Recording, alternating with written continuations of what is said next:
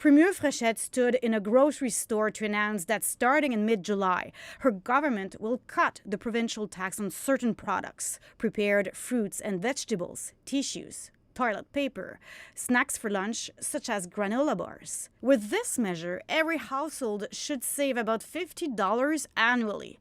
The lost tax revenue should cost the Quebec government about $100 million per year. As you know, Quebecers have not been spared by the higher cost of living we are facing during the last months, and I could say years also.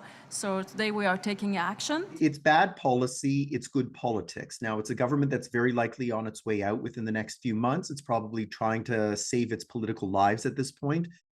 Drivers will also receive a one-time only $50 reduction for their vehicle registration fees. But again, this economist is not impressed since it won't help get cars off the road. So yes, it saves you money, but it costs you time. And remember what they say, time is money. So you are going to pay for it, maybe just not directly out of pocket. And Premier Fréchette will send an additional amount to more vulnerable people who receive the Solidarity Tax credit to help them cope with higher grocery costs and gas prices. The first item in your budget every month is housing. So those nice little measures are I guess, are welcome. But if we do not tackle the first responsible of the cost of living crisis, which is the housing crisis, all those little things will have a very limited effect. Christine Fréchette has made a string of such announcements since she became premier in mid-April.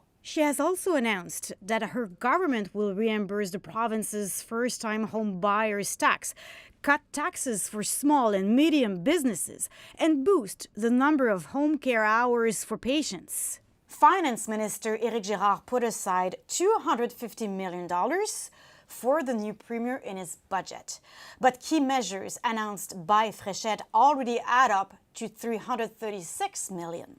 Besides, Radio-Canada has revealed that Girard wrote to Christine Fréchette sharing his concerns about the money she was spending. He wrote that Quebecers know how to count and they need a responsible premier, as they still have in mind the perception that former Premier François Legault was spending too much. Éric Girard ultimately downplayed the email, saying that it was his job to have these discussions about public finances and that the province has the capacity to pay. But both the finance minister and Premier Fréchette have repeated that it was planned in the budget that the Strait of Hormuz would be blocked for only 6 weeks. It's now the 13th week of the blockade, and that is having an impact on the cost of living in the province.